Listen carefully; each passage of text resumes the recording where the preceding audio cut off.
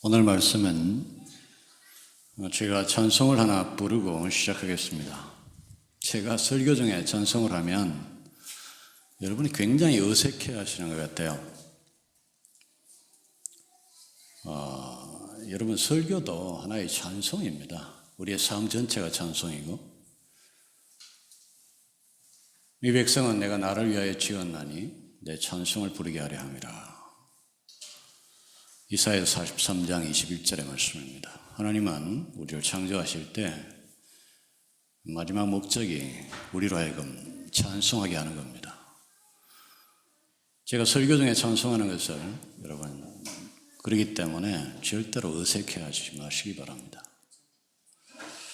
특송이라고 생각하세요. 준비되셨어요? 어색해하지 마시기 바랍니다.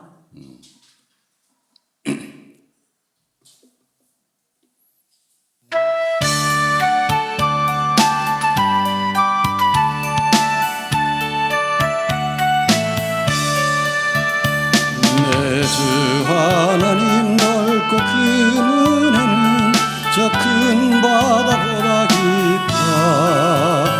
어고 밧줄을 끌러 깊은 대로 저 한가운데 가보라.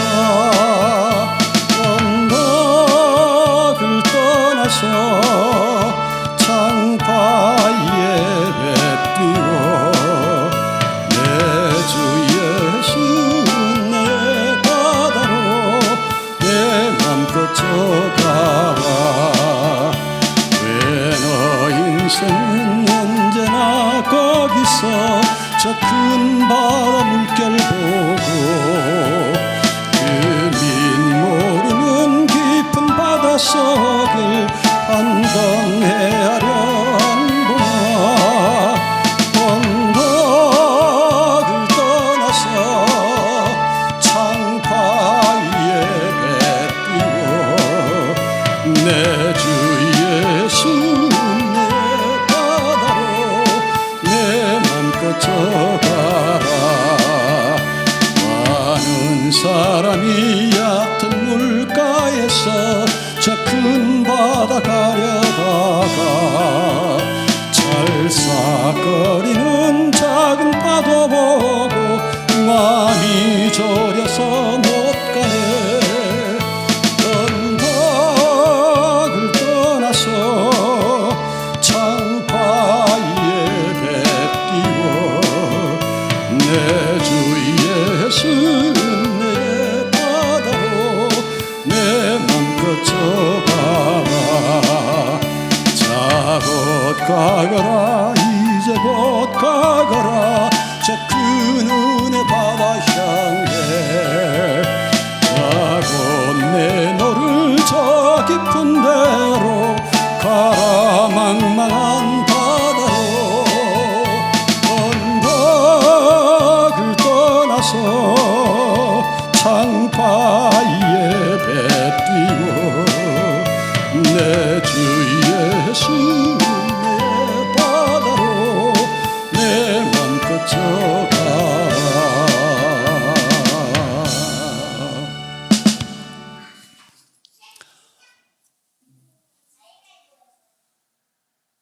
찬송에 아멘이 있기를 바랍니다. 깊은 데로 가라. 시대와 지역을 막론하고 모든 교회는 끊임없이 성도에게 신앙의 좀 더 깊은 곳으로 가라고 재촉합니다. 에베소서 5장 18절입니다. 술 취하지 말라. 이런 방탕한 교신이 오직 성령의 충만함을 받으라. 술 취할 바에는 성령에 취하라. 그런 뉘앙스로 보면 성령의 충만은 일종의 취함이라는 것을 알 수 있습니다.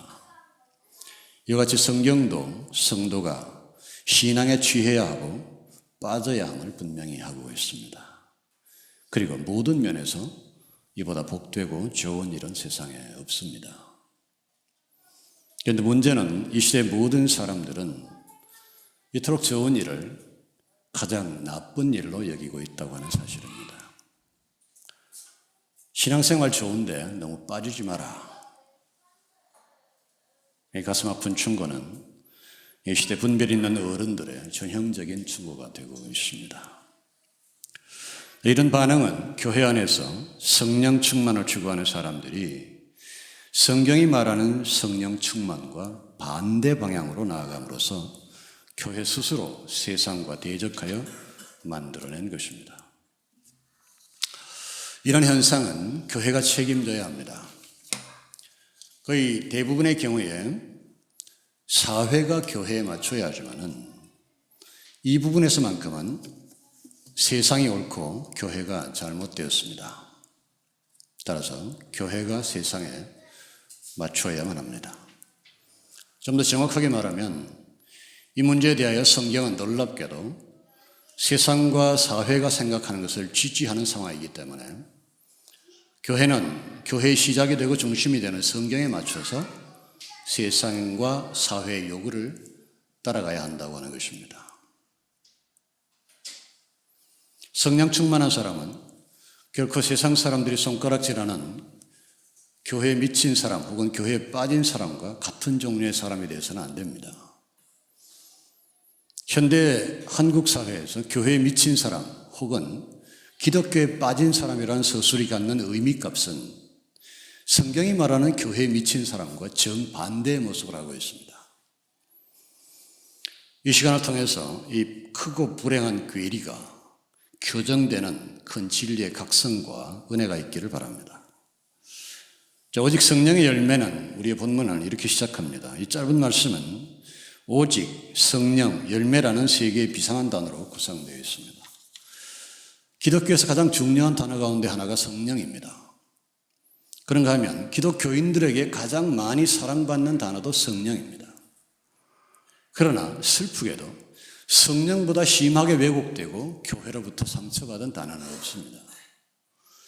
바른 성령의 역사를 통해서 크나큰 축복을 받아야 하는 교회와 그 교회의 건전함으로 인하여 또한 축복을 받아야 하는 우리의 세상과 사회가 이러한 성령의 왜곡으로 인하여 심대한 손해를 입을 뿐만 아니라 심지어 손상을 입게 됩니다. 저는 그런 의미에서 바른 성령론이 교회 안에 수립되는 일을 위하여 할 수만 있다면 조금이라도 더 큰 헌신이 가능하기를 간절히 소망합니다. 본 설교도 전체 성령론의 일부로 봐도 무방할 겁니다. 앞으로 성령님에 관하여 좀 더 자세히 설명할 수 있는 기회가 있을 것입니다만 오늘은 성령님은 예수님 자신이라는 사실을 분명히 하고 넘어가겠습니다. 성령론에서 가장 중요한 것은 예수는 곧 성령님이고 성령님은 곧 예수다라고 하는 사실을 이해하는 겁니다. 자, 보혜사, 곧 하나님께서 내 이름으로 보내실 성령, 그가 너희에게 모든 것을 가르치시고 내가 너희에게 말한 모든 것을 생각나게 하시리라. 평안을 너희에게 끼치노니 곧 나의 평안을 너희에게 주노라. 성령님의 기능을 설명하시는 바 주님이 직접 말씀하신 요한복음 14장 26절에서 27절 말씀입니다. 여기서 주님은 당신이 떠나야 한다는 말씀을 제자들한테 했거든요. 나 이제 가야 된다. 너희들하고 같이 못 있는다. 제자들이 막 낙심하고 두려워하고 그러는 거예요. 근데 그때 그 제자들을 위해서 하신 말씀이 오늘 제가 읽어드린 이 말씀이고, 이 약속의 말씀은 내가 너희를 고와 같이 버려두지 아니하고 너희에게로 올 거야. 그러니까 걱정하지 마. 라고 하는 18절의 말씀의 연장선상에서 이 보혜사, 성령을 말씀하고 있는 겁니다. 그렇기 때문에 성령님은 승천하신 예수 그리스도를 대신해서 두려워하고 외로워하는 사도와 성도 각각에게 다시 돌아오신 예수님이십니다. 그게 성령님입니다. 세상의 모든 성령에 관한 견해들 가운데 성령님은 예수님 자신이라는 견해보다 온전한 신학은 없습니다. 각 사람에게 임하신 성령님은 예수님 자신의 분신들입니다. 예수님, 여러분, 우리는 은밀하게 있잖아요. 예수님이 이 땅에 계실 때보다 성령의 시대를 더 든든해하고 더 기뻐해야 합니다. 왜냐하면 예수님이 이 땅에 계실 때 제자들은 예수님과 항상 함께 있을 수 없었어요. 변화산상의 얘기만 해도 그렇습니다. 베드로와 야고보와 요한은 예수님과 같이 있을 수 있었지만은 예수님이 그 세 사람과 함께 변화산상에 올라가 버리면 나머지 9사람은 예수님과 같이 있을 수 없는 거예요. 그런데 성령의 시대, 우리가 성령의 이 신학과 성령의 역사를 바로 알면 그 예수님이 분신이 돼서 우리들 속에 들어와 계시는 것이 성령입니다. 그러니 이 땅에 계실 때보다도 우리의 믿음만 확고하다면 지금 이 시대에 성령이 예수께서 성령이 되셔서 우리 가운데 계시는 이 시대가 훨씬 더 든든하고 훨씬 더 역사가 강하게 일어나야 되고 훨씬 더 우리로 하여금 기뻐하게 할 수 있는 은혜가 저와 여러분들에게 있어야 됩니다. 한 성도에게 그러므로 성령은 예수 그리스도를 나타내 주시고 예수를 보여주시고 예수님을 이해하고 사랑하게 하고 예수님의 능력을 나타내기도 하고 일하기도 하고 그분의 인격을 닮아가기도 하는 겁니다.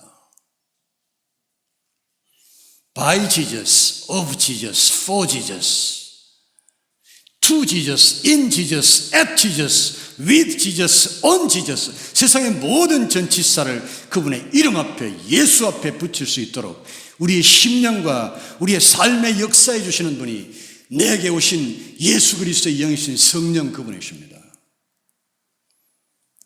자, 제가 이 사실을 이토록 강조하는 이유는 그것이 사실이기 때문일 뿐만 아니라 성령이 예수님이라고 단순화해서 성령을 이해하면 그게 성령을 이해하는 데 굉장한 도움이 되기 때문입니다. 성령을 추상적인 관념으로 인식하되 성령 그 자체로 인식하는 게 아니라 사람이시며 따라서 육신이셨으며 우리의 친구셨던 만질 수 있었던 심지어 조롱할 수 있었던 예수 그리스도의 인격 그분을 우리가 성령을 이해하면 성령에 대한 무죄와 오해를 거의 100% 제거할 수 있기 때문입니다. 우리가 예수를 생각할 때 그분의 가장 빛나는 게 뭡니까? 저는 예수님의 능력에 매혹됩니다. 그분은 너무나 매력적인 분인데요. 그분은 어마어마한 능력을 갖고 있는 분이셨기 때문입니다. 그런데 그보다 훨씬 더 많이 그분의 인격에 매혹됩니다. 그분의 인격은 찬란합니다. 하나님이 사람이시라고 그렇게 말씀하심으로써 하나님은 스스로 가장 영화롭게 자신을 만드셨다면 우리는 예수가 사랑이심이라고 그 사랑의 사실을 그분의 인격의 본질이라고 말하면서 그분을 이 세상에서 가장 영화롭게 만들 수 있습니다. 자, 사랑이신 성령께서 우리에게 임하시면 그 성령이 우리 안에서 꽃피어야 할 최후의 영광 역시 사랑이어야 한다라고 하는 얘기를 제가 여러분에게 드리고 싶은 겁니다. 그리고 그 사랑이 이끄는 바 모든 성령의 열매들이 우리의 가장 열망하고 사모하고 뜨겁게 바라는 그것들이어야 된다는 얘기를 하고 싶은 겁니다. 여러분, 우리는 성령의 열매를 맺어야 됩니다. 우리가 성령의 열매들을 맺어야 하는 것은 그것들이 열매이기 때문에 너무나 당연하죠. 열매는 맺으라고 있는 거잖아요. 본문은 사실 이 열매라는 단어에 가장 큰 강조점을 두고 있습니다. 주께서 영으로 우리 안에 오시면 우리에게는 많은 일들이 일어납니다. 우선 성령의 은사들이 나타나죠. 고린도서 12장 8절에서 10절입니다. 어떤 에게는 그 성령으로 말미암아 지혜의 말씀을, 어떤 에게는 같은 성령을 따라 지식의 말씀을, 다른 에게는 같은 성령으로 믿음을, 어떤 에게는 한 성령으로 병 고치는 은사를, 어떤 에게는 능력 행함을, 어떤 에게는 예언함을, 어떤 에게는 영들 분별함을, 다른 에게는 각종 방언 말함을, 어떤 에게는 방언들 통역함을 주시나니 이 은사들은 본래 예수님 안에 있었고 예수님의 정체성을 결정했던 예수의 본성이었던 것들인데 그분이 성도들 안에 오실 때 교회의 유익을 위하여 그 뜻대로 각 사람에게 나누어 주시는 것입니다. 그렇게 기독교는 시작되었습니다. 그러나 이것은 단지 시작에 불과합니다. 다시 강조합니다. 성령의 은사는 시작일 뿐 그것은 아직 끝이 아닙니다. 그것은 성도 각 사람에게서 열매를 맺을 때 완성되고 끝나는 겁니다. 성령의 은사를 받은 사람들은 이제 열매를 맺는 일을 위하여 시작하고 출발해야 합니다. 요한복음 15장 5절에서 8절 나는 포도나무에 너희는 가지니 저가 내 안에 있으면 이 사람은 과실을 많이 맺나니 나를 떠나서는 너희가 아무것도 할 수 없음이라. 너희가 과실을 많이 맺으면 내 아버지께서 영광을 받으실 것이요 너희가 내 제자가 되리라. 우리는 나무 되시는 예수님의 일부입니다. 그분은 포도나무 전체이며 우리는 그 나무의 가지입니다. 그리고 가지 안에 또한 예수 되시는 성령의 은사라는 잎과 예수 되시는 성령의 열매가 달리게 되는 겁니다. 우리는 나무라는 비유를 통하여 우리와 주님의 관계가 어떻게 유기적으로 연결되며 구성되는가를 아는 것은 대단히 중요한 일입니다. 이 비유는 예수와 나와 성령의 관계에 대하여 수많은 지식을 우리에게 알려줍니다. 그러나 오늘 우리가 알아야 하는 것은 우리 예수의 몸으로서의 포도나무에게 열매가 어떤 의미인지 알아야 되는 겁니다. 열매는 포도나무의 궁극적인 목적입니다. 잎은 푸르고 무성하고 아름답지만 모든 열매를 맺는 목적을 위하여 작동하고 기능합니다. 성령의 은사는 성도들이 사모하며 열광에 맞이하는 것들입니다마는 그 사모와 열광은 아름다운 것들입니다. 그러나 문제가 있습니다. 위계질서의 혼란입니다.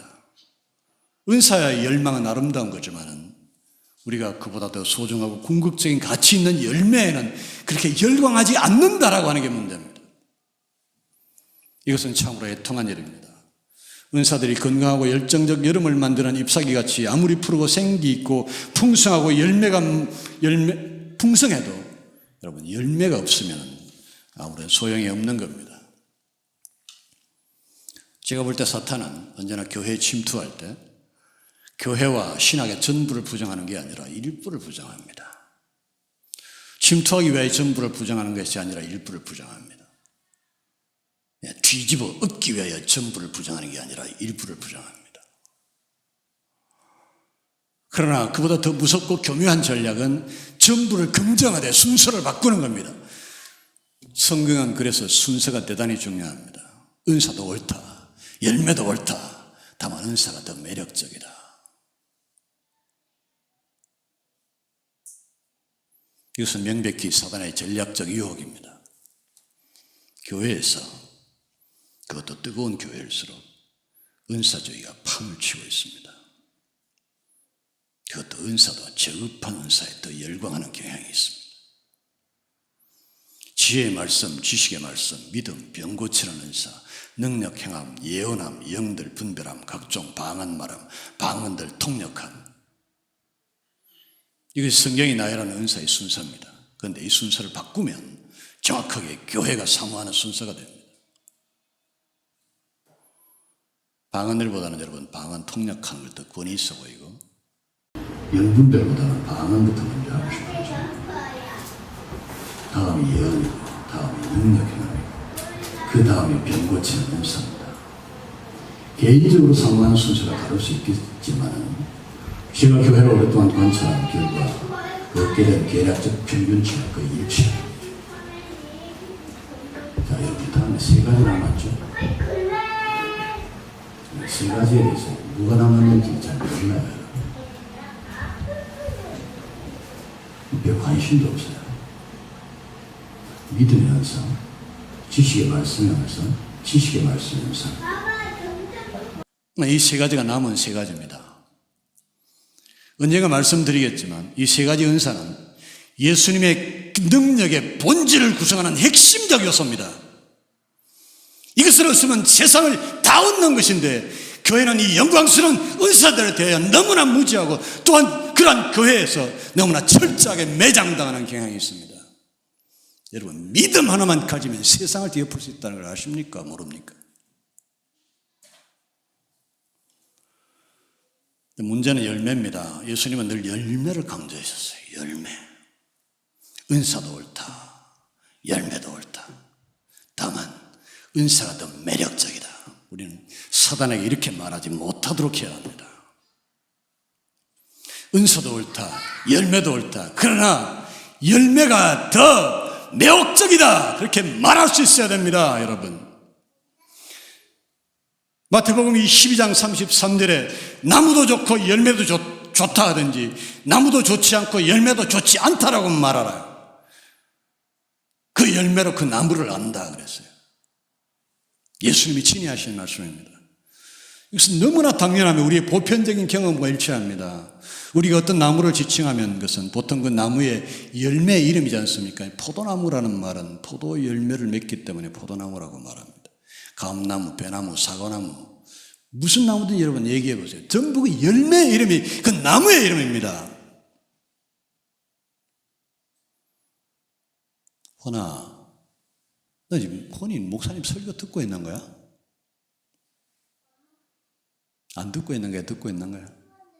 우리 현이가 목사님을 너무 뚫어지게 쳐다봐가지고 물어보는 거야. 어우 착해.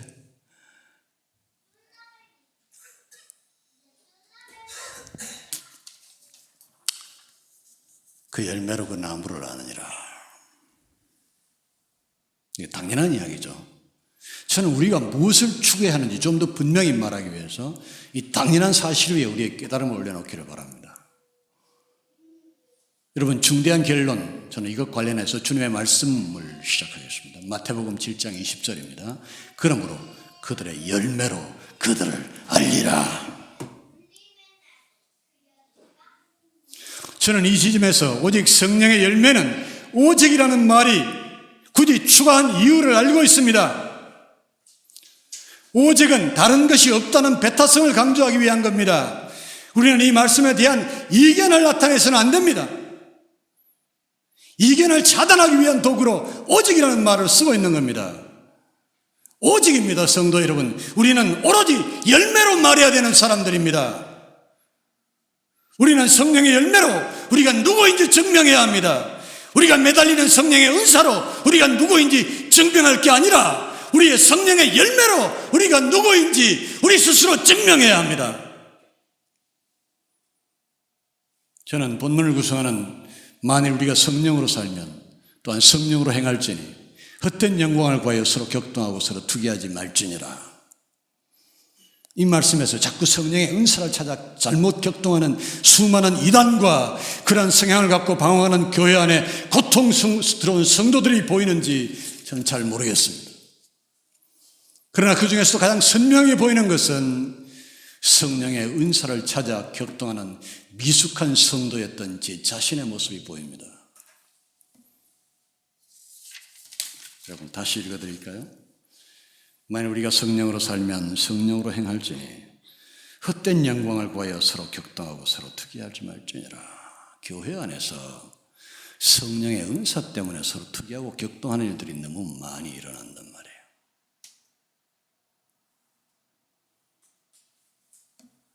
여러분, 교회 안에 은사 대결이 있다는 사실을 아십니까? 치열합니다. 1980년대 후반 저는 일명 능력봉이라고 불리는 평창동 뒷산을 기도하기 위하여 찾곤 했습니다. 험한 산길을 캄캄한 밤에 더듬어 올라가는 동안에 너무 많은 기도자들이, 너무나 많은 위대한 기도자들이 너무나 큰 소리로 부르짖어서 그야말로 장엄한 기도의 소리가 온 산에 가득한 것을 들을 수 있었습니다. 평창동의 모습은 그때나 지금이나 별로 다르지 않습니다. 고급 주택가들이 들어서 있었는데 그 소리 때문에 이 동네 괜찮은 거야 싶은 정도예요. 집값 타격받지 않을까 걱정되고 미안했었습니다. 하도 시끄럽고 하도 웅장하니까. 돌이켜보면 저는 나름대로 정말 뜨거운 신앙 상태였던 것으로 보입니다.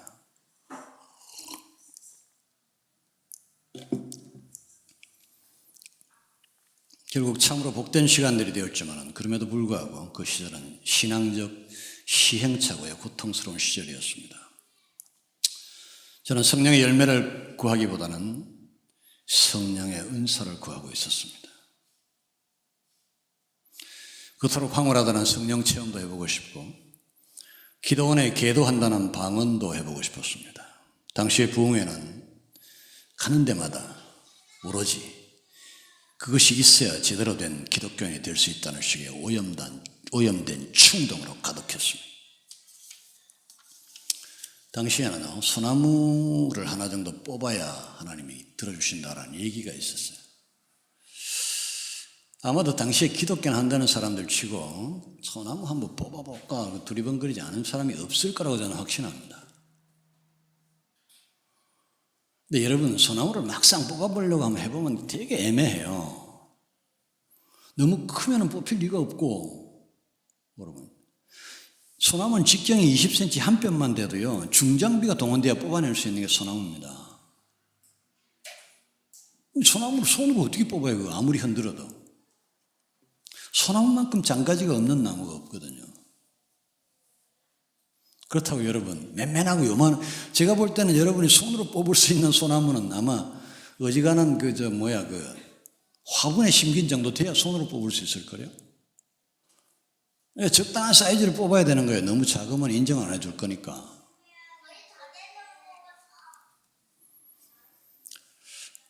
한 번은 적당한 사이즈가 딱 소나무 하나 있는데 이게 정도 뽑으면 말이 되겠다 싶은데 손 넣어보니까 택도 없어요. 여러분, 너무 우거져가지고 이게 펑퍼짐하게 퍼져가지고 손도 안 들어가더라고. 각이 안 나와요. 그러면 어떻게 흔들어요? 여러분, 저는 소나무 탐색 그렇게 허무하게 끝나고 말았는데요. 그렇지만 참으로 은혜스러운 결과였습니다. 여러분, 불쌍한 작은 소나무를 내가 왜 뽑아야 하는 겁니까? 그때 만일 내가 어떤 만만하고 애꿎은 불운한 소나무를 만약에 뽑았다면 평생 그것 때문에 죄책감으로 살아야 될 거예요. 하나님의 은혜로 성령의 열매된 덕목의 일부라도 얻은 후에 보이는 바로는 세상의 한 송이 꽃도 한 포기 풀도 여러분 너무나 소중하고 사랑스러운 생명이고, 그것은 차라리 성도가 지키고 사랑해야 할 대상이요, 만물을 다스려야 할 창조된 창조에 절정된 하나님의 자녀된 인간들이 지켜줘야 할 하나님의 자녀들의 사명이요, 그 사람들의 보호해야 될 대상이 바로 그 나무의 풀이라고 하는 사실을 깨달았습니다. 저는 주께서 나의 어리석은 소원을 이긴 것을 감사합니다. 내가 하나님을 사용하기보다 주께서 나를 사용하시는 기도의 거절을 우리가 더 감사해야 하는 이유입니다. 하나님의 위대한 꿈들을 나를 통해서 이루시는 일들이 하나님께서 나의 기도를 거절하심으로 내 생애를 통해 이루어지기를 소망합니다. 너희는 더욱 큰 은사를 사모하라. 내가 또한 제일 좋은 길을 너희에게 보이리라. 고린도서 12장 31절, 그 위대한 고린도서 13장 사랑장이 전개되기 전에 하나님께서 선포하신 말씀입니다. 당시에 나는 피를 토한다는 기도가 그 말이 비유가 아니라는 것을 내 몸을 통하여 증명했습니다. 알 수 없는 비린내 눈을 떴을 때 여러분, 내 눈앞에 펼쳐진 광경은 그야말로 처참했어요. 피바다였어요. 내가 그 피가 막 이게 뭐야, 이게 피가 어디서 나온 거예요? 깜짝 놀래가지고 여러분 놀라고 있는데, 그때 비로소 성령의 음성이 들리더라고요. 너는 나와 나에 대한 모든 기록이 사실이며 역사적인 사실이라는 것을 믿느냐? 예, 주님, 제가 그건 확실히 믿습니다. 그렇다면 난 더 이상 바랄 것이 없어야 된다.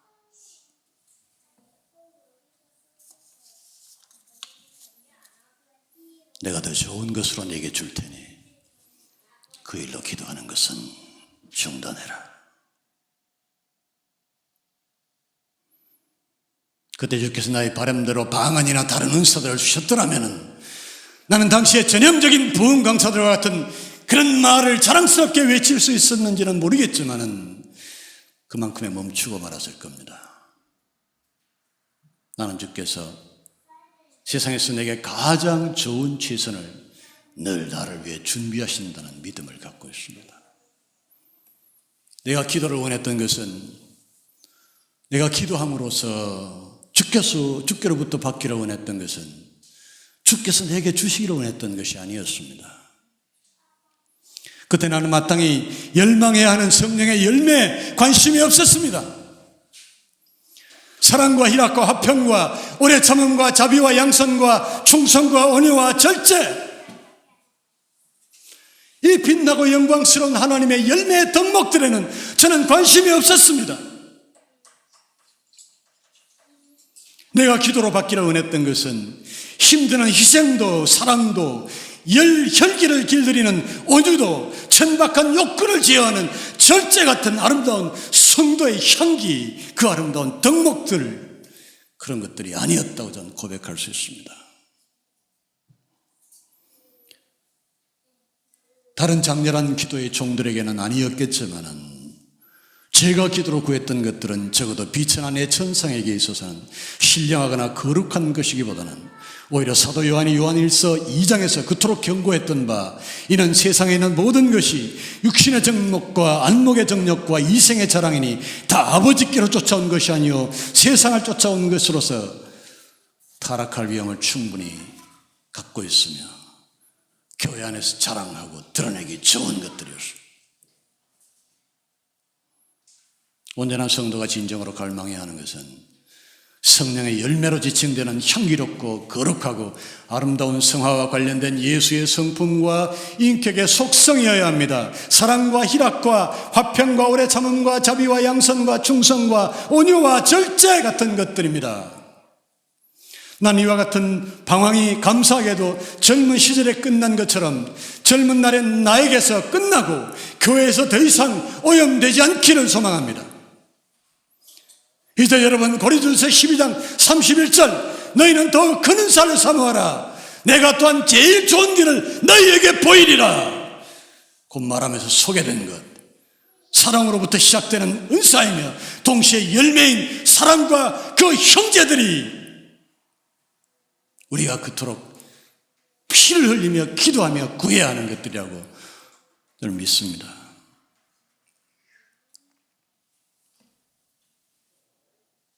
여러분, 오늘 본문이 법을 언급하는 것은 우리가 세상으로 돌아가라라고 하는 의미입니다.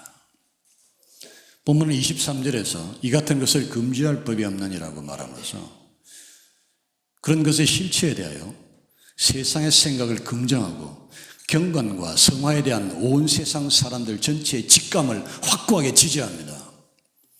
법이란 사람들의 상식을 제도한 것으로서 온 세상 사람 전체가 그들의 선함에 대한 전체 지식과 경험을 구체화하고 강제력까지 스스로 합의한 서로 간의 약속이 법입니다. 제가 이와 같은 법의 성격을 말하는 이유는 법이 특정한 사회를 반영한다는 것을 말하며 따라서 사회에 따라서 다양한 법이 존재할 수 있다는 것을 말하고 싶기 때문입니다. 로마에 가면 로마법을 따라야 한다. 오래된 경고가 있습니다. 그런데 그 점이, 이 경고가 여러 가지 법이 있는 것을 우리에게 보여줍니다. 로마에는 다른 지역의 법과 구별되는 로마만의 법이 있었습니다. 다른 곳에는 당연히 로마의 법과 다른 법이 존재한다는 전제를 또한 깔고 있습니다. 자, 이 같은 것을 금지할 법이 없느니라. 세상에 수많은 법들이 있지만은 하나님의 성령의 열매로 우리에게 맺혀지는 그 아름다운 열매들은 세상의 수많은 법들 가운데 우리로 하여금 이것은 이 법에 금지된 것이다라고 우리를 지적할 것이 없다는 얘기를 하고 있는 거예요.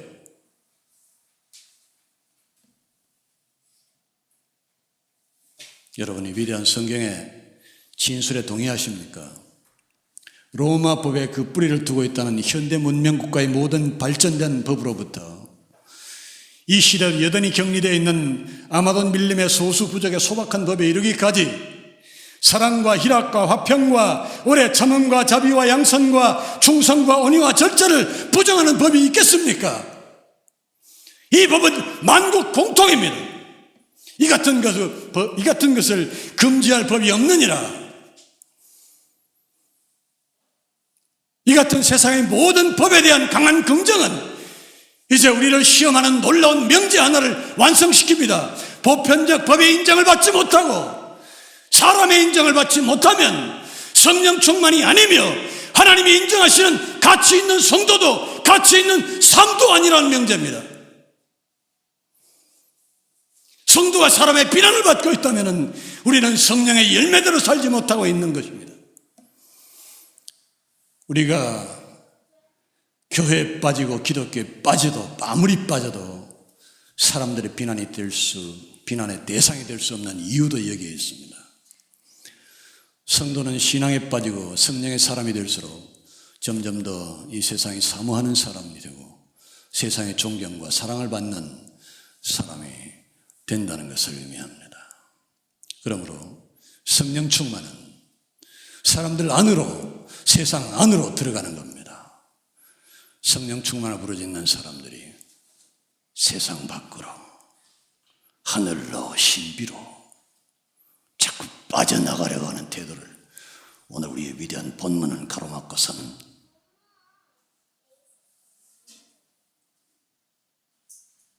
여러분, 남들하고 달라지려고 해서도 안 됩니다. 특별해지려고 해서도 안 됩니다. 그것은 남들보다 높고 특별하고 싶은 교만의 작용입니다.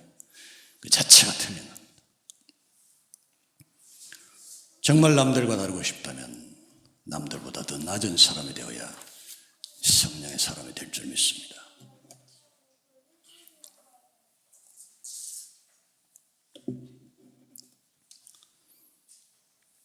성령 충만은 수준 높은 성도의 명예로운 징표임에 분명합니다.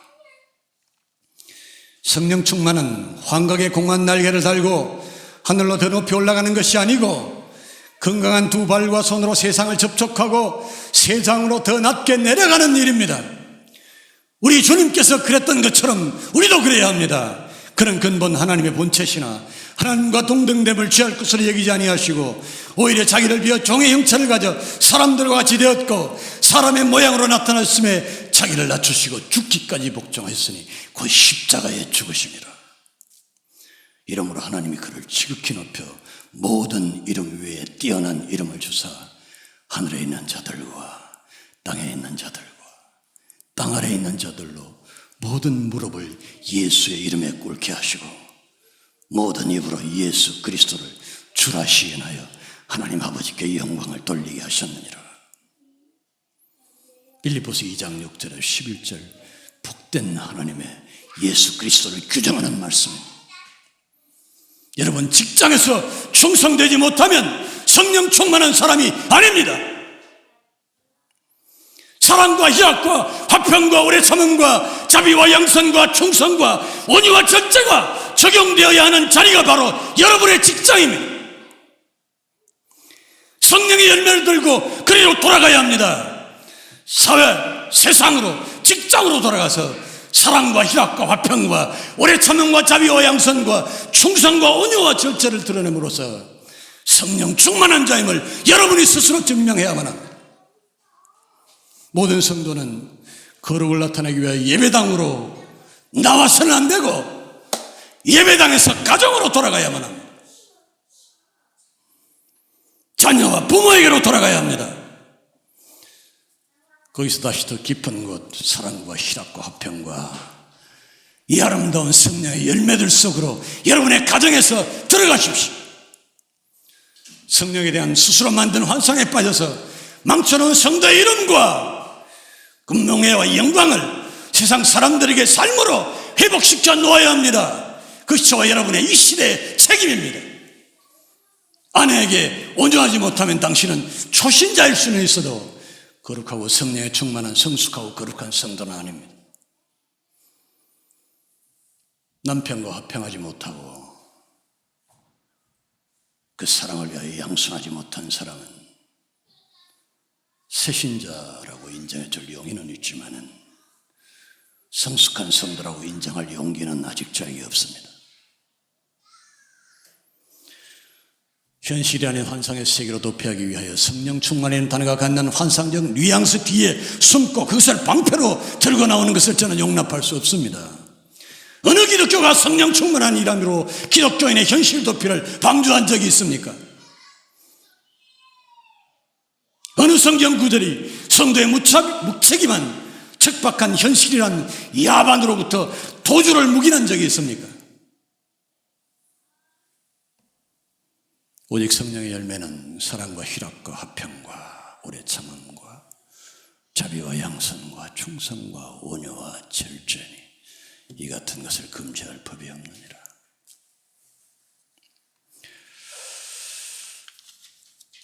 저는 이 지점에서 본문의 선언이 우리의 삶에서 실제로 온전히 적용되기 위해서 두 가지 사실을 추가적으로 확인하고 넘어갈 필요가 있습니다. 하나는 사람들의 환영을 받지 못하는 성도들의 모습에 대한 주님의 선포입니다. 기독교인들은 잘못하면 성령의 열매의 부족으로 인하여 발생한 세상의 비난을 주님의 제자가 됨으로써 세상으로부터 받는 미움을 대체할 가능성이 농후하기 때문입니다. 기독교인들은 분명히 믿지 않는 사람들의 미움의 대상이 될 수 있습니다. 예수님은 그 사실을 분명하게 예언하셨습니다. 요한복음 15장 19절, 너희가 세상에 속하였으면 세상이 자기의 것을 사랑할 터이나 너희는 세상에 속한 자가 아니요 도리어 세상에서 나의 택함을 입은 자인 고로 세상이 너희를 미워하느니라. 마태복음 24장 9절입니다.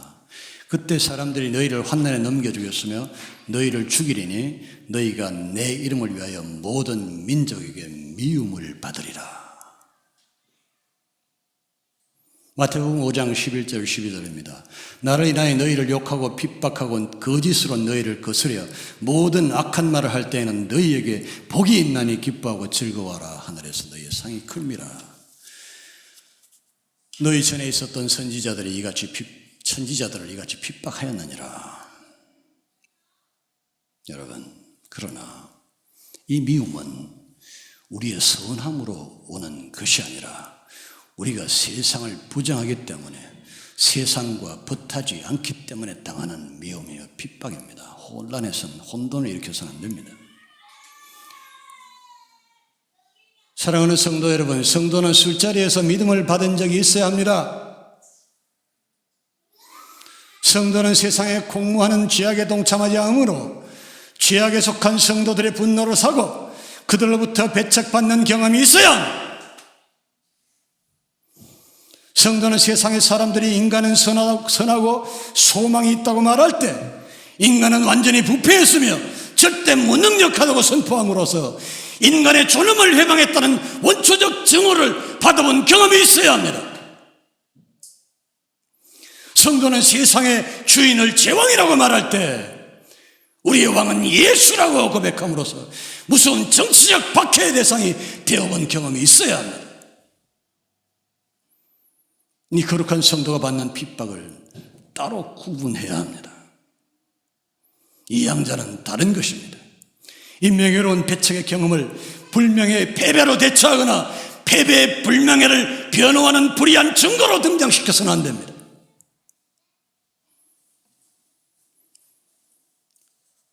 나는 이제 또 하나 본문제와 관련하여 마땅히 변호받아야 될 사람들의 변호를 하기를 원합니다.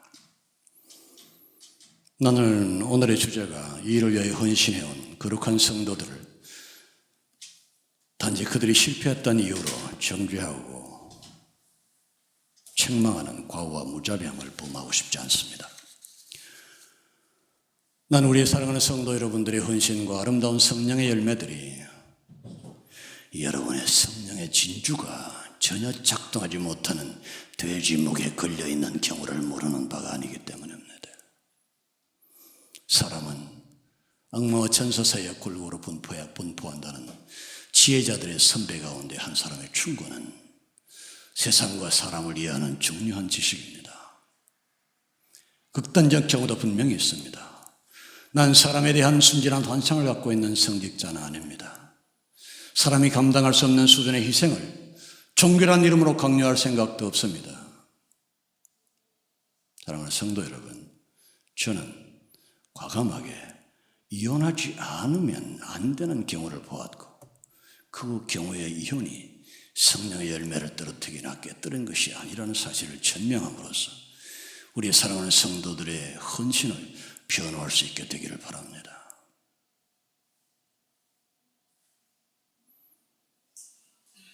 거룩함을 칭송할 뜨거운 마음의 준비를 늘 하고 있지만 극단적인 경우에 어쩔 수 없는 실패에 대하여 따뜻하게 안아줄 마음의 준비도 되었다는 사실을 밝혀드립니다. 그리고 여러분 아셔야 할 것이 있습니다. 저와 여러분이 진정으로 성령의 열매를 사모하고 살아간다면 우리의 사소하거나 어쩔 수 없는 실패와 실수에 대하여 나 스스로 너그러울 수 있을 때 우리의 주님께서도 우리의 실패를 너그러이 용서해 주시고 심지어 사랑해 주실 것이라는 사실을 기억하는 일입니다. 절대로 분명한 것은 예수는 인간 정목사보다 만배나 자비로우신 분입니다.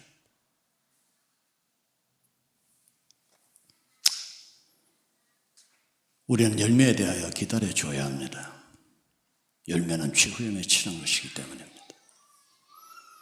그러므로 맺어가는 것이며 익어야 하는 것이며 따라서 기다려줘야 합니다. 우리 인생은 영원히 열매 맺지 못할 것입니다. 저는 압니다.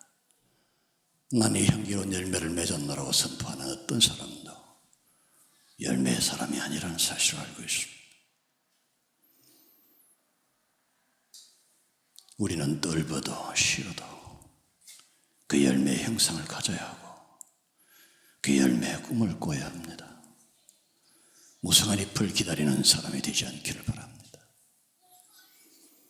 나무가 왕성한 것은 잎에 달려있지만은 그 왕성함은 지극한 안목적 현상에 지나지 않습니다. 열매는 사람들의 양식이 되며 또한 다음 세대를 이어갈 생명을 잉태하고 있습니다. 기근으로 굶어 죽는 사망의 땅에서 지쳐 오들린 풀잎과 나무잎은 아무리 많아도 사람에게 양식이 되지 못하고 사람을 살리지도 못합니다. 오직 생명의 열매에 투신하는 저와 여러분이 되시기를 주의 이름으로 축원합니다. 교회에 더 많이 빠지십시오. 신앙에 더 많이 미치십시오. 교회에서, 그것도 뜨거운 교회일수록 은사주의가 판을 치고 있습니다. 나는 교회에서, 뜨거운 교회일수록 성령의 열매주의가 판을 치기를 간절히 바랍니다. 이 진리 앞에 서서 본인이 기독교에 더 깊이 들어가는 것을 두려워하지 말기를 바랍니다. 주변에 사랑하는 사람들이 진리 앞에 선다면 그 사랑하는 사람들이 교회에 빠지는 것을 두려워하지 말기를 바랍니다. 오히려 더 사모하시기를 바랍니다. 깊이 빠질수록 더 아름다운 사람이 됩니다. 예수를 더 많이 사랑할수록 더 위대하고 더 따뜻하고 더 온유하며 더 겸손하고 더 강인하고 더 부드럽고 친절하고 지혜롭고 부지런한 사람이 됩니다. 더 빨리 더 많은 열매, 성령의 열매를 맺는 성도들이 되시기를 바랍니다. 오직 성령의 열매는 사랑과 희락과 화평과 오래 참음과 자비와 양선과 충성과 온유와 절제니 이 같은 것을 금지할 법이 없느니라. 그래서 예수의 사람들은 육체와 함께 그 정과 욕심을 십자가에 못 박았느니라. 만일 우리가 성령으로 살면 또한 성령으로 행할지니 헛된 영광을 구하여 서로 격동하고 서로 특이하지 말지니라. 복된 은혜의 말씀이 저와 여러분에게 이 순간 그리고 일평생 역사하는 은혜가 있기를 주의 이름으로 축원합니다.